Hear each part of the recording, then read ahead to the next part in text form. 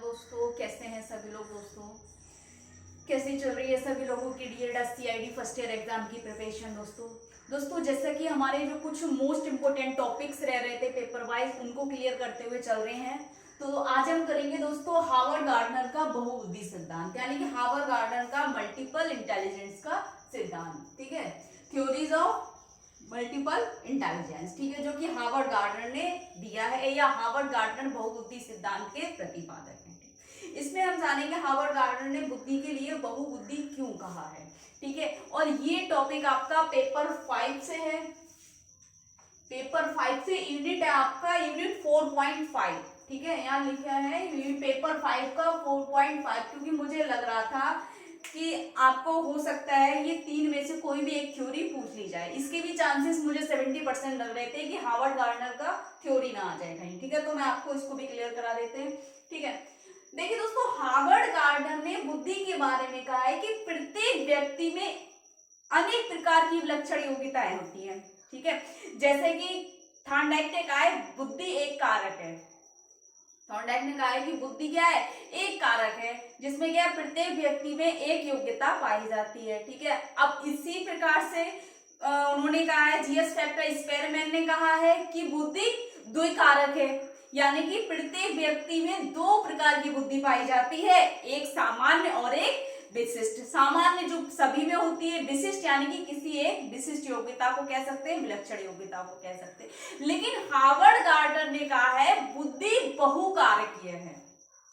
ठीक है ना, बुद्धि क्या है, बहुकारकीय है, जिसमें क्या है कि प्रत्येक व्यक्ति के अंदर जो जो उसकी विलक्षण योग्यता है वह उसकी एक बुद्धि है। तो हार्वर्ड गार्डनर ने बुद्धि को 9 प्रकार बताए हैं, यानी कि हार्वर्ड गार्डनर ने बुद्धि के 9 प्रकार दिए हैं। कौन कौन से दिए हैं?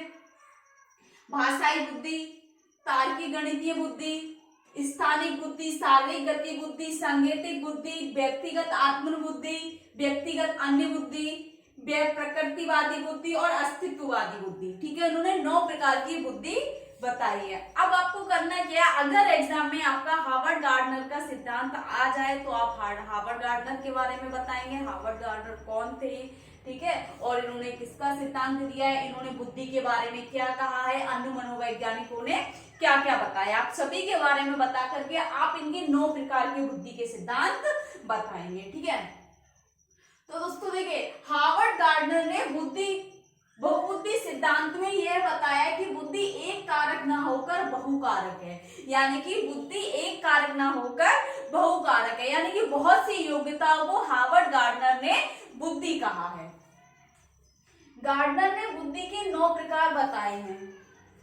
भाषाई बुद्धि यानी कि लिंग्विस्टिक इंटेलिजेंस, इन्होंने कहा है कि भाषाई बुद्धि में कहा है, भाषाई बुद्धि में वाक्यों तथा शब्दों की बोध क्षमता, ठीक है, शब्दावली, शब्दों के क्रम के बीच के संबंधों को पहचानने की क्षमता आदि सम्मिलित होती है। यानी कि भाषाई बुद्धि में इन्होंने कहा है कि शब्दों को समझने की, शब्दों के क्रमों को वाक्यों के बनाने में, या हम कह सकते हैं शब्दावली, बोध क्षमता, इन सभी में क्या होती है, भाषाई बुद्धि शामिल होती है। भाषाई बुद्धि में ये सारे तत्व शामिल होते हैं। कौन कौन से?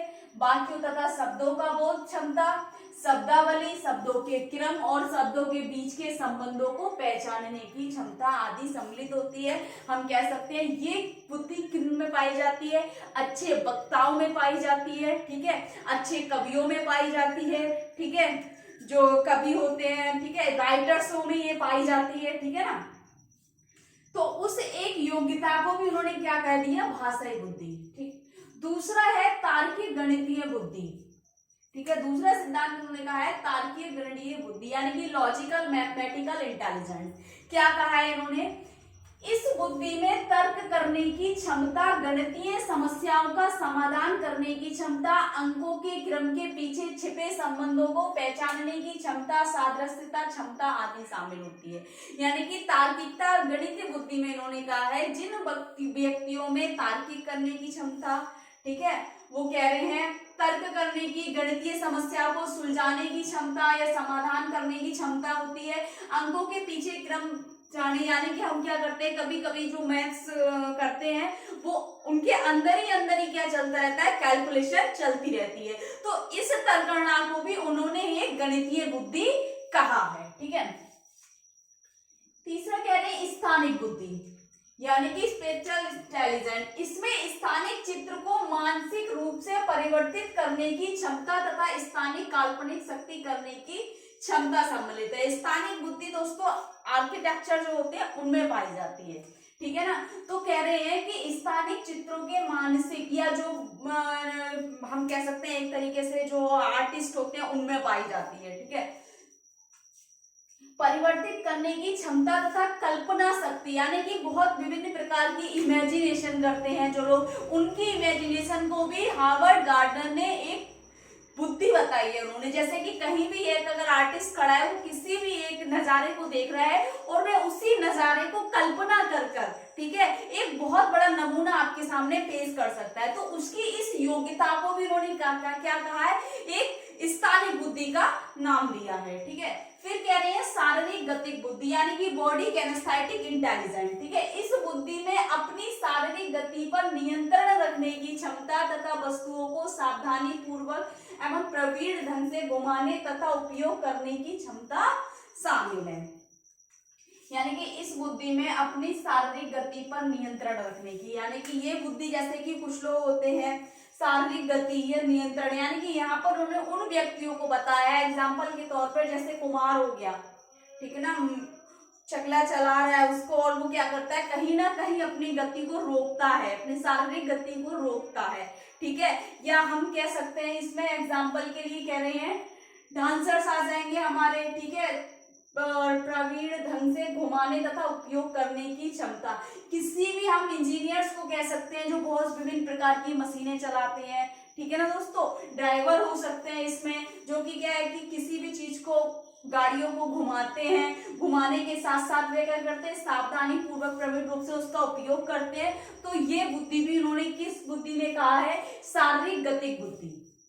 ठीक है, पांचवा है सांगीतिक बुद्धि, यानी कि म्यूजिकल इंटेलिजेंस। इस बुद्धि में पिच तथा रिदम को सही ढंग से प्रत्यक्षण करने की क्षमता होती है।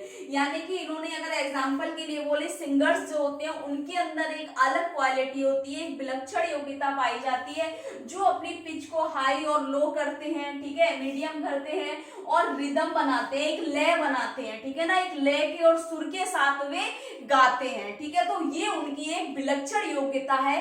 तो इस विलक्षण योग्यता को हार्वर्ड गार्डनर ने सांगीतिक बुद्धि कहा है। ठीक है, व्यक्तिगत आत्म बुद्धि, पर्सनल सेल्फ इंटेलिजेंट। इसमें क्या है, इस बुद्धि में अपने भावों एवं संवेगों को मॉनिटर करने की क्षमता, उनमें विभेद करने की क्षमता तथा मानव व्यवहार को निर्देशित करने में उन सूचनाओं को उपयोग करने की क्षमता सम्मिलित होती है। एग्जाम्पल के तौर पर हम एक्टर्स कह सकते हैं, टीचर्स कह सकते हैं यहाँ पर। ठीक है, इस बुद्धि में भावों और संवेगों को मॉनिटर करने की, यानी कि जो एक्टर्स होते हैं अपने भावों को क्या करते हैं, व्यक्त करते हैं, उनको मॉनिटर कर लेते हैं। उनके अंदर ये एक एबिलिटी है, एक योग्यता है कि वे क्या करते हैं, उस चीज को क्वालिटी है कि जब वहां उन्हें कोई इमोशनल सीन करना होता है, ठीक है ना, कहीं उनको बहुत ज्यादा हैप्पीनेस सीन करना होता है, तो वे उस तरीके को अपने संवेगों को कंट्रोल कर लेते हैं और क्या है, उन पर नियंत्रण कर लेते हैं और उनको व्यक्त भी कर सकते हैं। टीचर्स का अगर हम बोले, चाहे शिक्षक किसी भी समस्या में ग्रसित हो, लेकिन अगर उसको जब जहाँ पर कक्षा में क्लास करनी है, या मैं कह सकती हूँ किसी भी विषय वस्तु को व्यक्त करना है, अभिव्यक्त करना है, वहां पर वह अपने संवेगों को दूर रख करके, अपने इमोशनल को दूर रख करके क्या करता है, अपने शिक्षण को प्रारूप रूप से प्रस्तुत करता है। ठीक है, तो दोस्तों विभेद करने की क्षमता, मानव व्यवहार को निर्देशित करने और सूचनाओं को उपयोग करने की क्षमता भी सम्मिलित होती है। ठीक है, फिर कह रहे हैं दोस्तों व्यक्तिगत अन्य बुद्धि। अब देखिए, व्यक्तिगत आत्मन बुद्धि अलग है, व्यक्तिगत अन्य बुद्धि अलग है, यानी कि पर्सनल अदर इंटेलिजेंस। इसमें क्या है दोस्तों, इस बुद्धि में दूसरे व्यक्तियों को प्रेरणा, इच्छाओं एवं आवश्यकताओं को समझने की क्षमता तथा मनोदशाओं एवं चित्त प्रकृति मॉनिटर करने की परिस्थिति में किस तरह का व्यवहार करेगा जानने की क्षमता शामिल होती है। अब ये बुद्धि किन में पाई जाती है, अगर हम बात करें, डॉक्टर्स हो गए, साइकोलॉजिस्ट हो गए, ठीक है ना, डॉक्टर्स हो गए, साइकोलॉजिस्ट हो गए, या हम कह सकते हैं जिन्हें हम ब्राह्मण या पंडित बोलते हैं उनमें पाई जाती है, या हम इनको कह सकते हैं ज्ञानी लोगों में, महापुरुष लोगों में पाई जाती है ये बुद्धि। इसमें क्या है, दूसरे व्यक्तियों की प्रेरणाओं और इच्छाओं और आवश्यकताओं को समझने की क्षमता, यानी कि दूसरे व्यक्तियों को अच्छे से समझना, ठीक है, उनकी समस्या को समझना, समाधान तक। तो काउंसलर ऐसे होते हैं, ठीक है, महाज्ञानी होते हैं, महापुरुष होते हैं, ब्राह्मण होते हैं, ठीक है, और उनको मॉनिटर करने की परिस्थिति में किस तरह का व्यवहार करेगा, इन सभी को समझने की क्षमता शामिल होती है, ठीक है।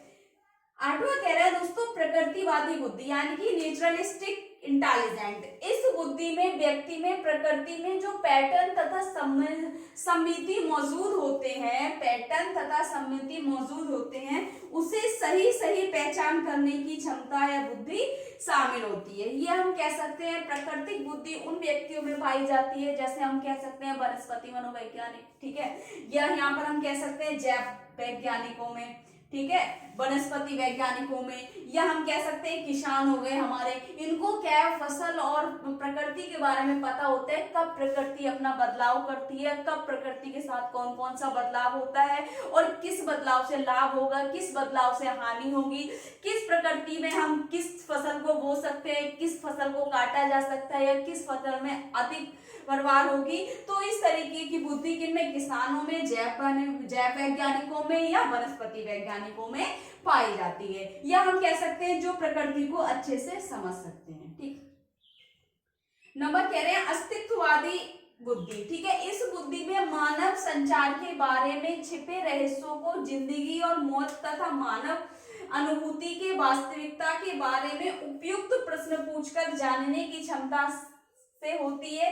इस प्रकार की बुद्धि दार्शनिकों और चिंतकों में पाई जाती है। यानी कि अस्तित्ववादी कह रहे हैं जो व्यक्ति मानव और मानव संसार के बारे में, जो मानव हमारा, उनके अंदर एक दार्शनिक जो होते हैं वो क्या करते हैं, पूरे संसार की रचना करते हैं, ठीक है, संसार के बारे में रचना करते हैं, उनकी मानसिक रचना चल रही है, ऐसा नहीं उन्होंने बनाया होता है, उनको मानसिक रचना करते हैं और सोचते हैं कि मानवता से परे होकर संसार के बारे में सोचते हैं, संसार के बारे में उनके चित्त को सोचते हैं, ठीक है, मानव के जन्म से लेकर मानव की मृत्यु तक, जिंदगी तक उसके व्यवहार को देखते हैं, ठीक है, और अनुभूति के वास्तविकता के बारे में उपयुक्त प्रश्न पूछकर जानने की क्षमता रखते हैं, ठीक है। तो इस प्रकार की बुद्धि दार्शनिकों में या फिलोसफर्स में पाई जाती है, ठीक है। तो इन्होंने 9 प्रकार की, अब तक 8 थी, अब ये मत बोलना मैम 8 हमने पढ़ी। इन्होंने ये प्रकृतिवादी बुद्धि और अस्तित्ववादी बुद्धि इन्होंने अभी अभी कहा है, इन्होंने तो 9 प्रकार की बुद्धि हो गई है इनकी, जिसमें इन्होंने क्या है बहुबुद्धि सिद्धांत को 9 प्रकार की बुद्धियों में बांटा है। तो दोस्तों अगर आपके एग्जाम में आ जाए तो आप इनको क्या एक्सप्लेन अच्छे से करके आना है, और ये टॉपिक आपका कम से कम 10 नंबर में पूछा जाएगा पेपर 5 से, ठीक है। अगर ये आएगा तो 10 नंबर के लिए मोस्ट इंपोर्टेंट टॉपिक है। बाकी आपको नेक्स्ट क्लास भी जल्दी मिल जाएगा, ठीक है ना। नेक्स्ट क्लास में हम बात करेंगे पेपर 4 का, हाउ टू सॉल्व पेपर 4 को कैसे सॉल्व करना है, किस प्रकार के क्वेश्चन पूछे जाएंगे उसमें, ठीक है। जब अक्सर मोस्ट इंपोर्टेंट क्वेश्चन ही मैं आपको बताती हूँ। बाकी अगर आपको कुछ समझ नहीं आ रहा है, कुछ डाउट लग रहा है, कुछ पूछना है तो कमेंट बॉक्स में जाके कमेंट करें दोस्तों। चैनल को सब्सक्राइब कर दें, बेल आइकन को प्रेस कर दें, ताकि नेक्स्ट आने वाली क्लास आप तक पहुंचती रहे दोस्तों। Thank you so much.